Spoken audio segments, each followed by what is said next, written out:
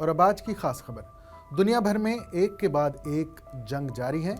Iran Israel के बाद Thailand Cambodia आपस में भिड़े तो अब मिडिल ईस्ट में भी एक और जंग का मोर्चा खुल सकता है। खबर है कि इस बार जंग के लपेटने में तुर्की आ सकता है। कहा जा रहा है कि जिस तरीके से सिचुएशन बदल रही है उसमें ना चाहते हुए भी तुर्की को जंग के मैदान में उतरना पड़ सकता है।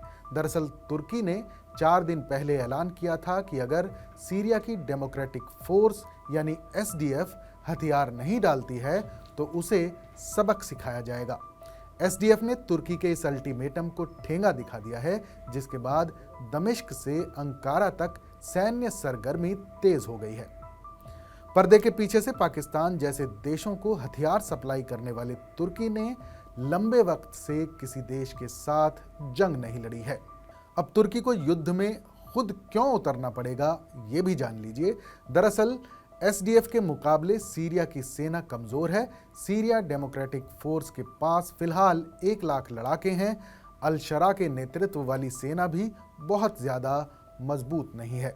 अल शरा सीरिया के राष्ट्रपति तो बन गए हैं, लेकिन अभी तक सेना और सरकार का ठीक ढंग से गठन नहीं कर पाए हैं। अल मायादीन के मुताबिक अल शरा की सुरक्षा भी तुर्की की ही सेना कर रही है। सीरिया में हाल ही में अल शरा को मारने की 3 कवायद हुई थी, लेकिन तुर्की की सेना की वजह से उन्हें बचा लिया गया। दूसरे, सीरिया उलझा तो कई मोर्चे एक साथ खुलेंगे। अल शरा की सेना अगर आधिकारिक तौर पर सीरिया डेमोक्रेटिक फोर्स से उलझती है तो एक साथ सीरिया में कई मोर्चे खुल जाएंगे। अल शरा के खिलाफ ड्रूज और अलावी समुदाय ने पहले से ही मोर्चा खोल रखा है। तुर्की ये बात भलीभांति जानता है, इसलिए तुर्की ने एसडीएफ को सीधी चेतावनी दी है। तुर्की के विदेश मंत्री ने 2 दिन पहले पत्रकारों से बात करते हुए कहा कि एसडीएफ नहीं मानता है तो उसे सबक सिखाया जाएगा।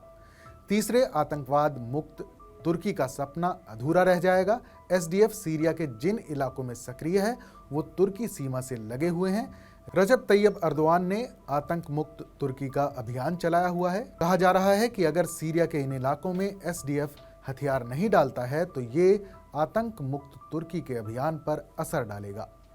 तुर्की ने कई कोशिशों के बाद कुर्द लड़ाकों को अपने देश में हथियार डालने के लिए मनाया है। एसडीएफ अगर आंख दिखाता है तो इस बात की संभावना है कि कुर्द पीकेके के कई इलाके उसके साथ आ सकते हैं।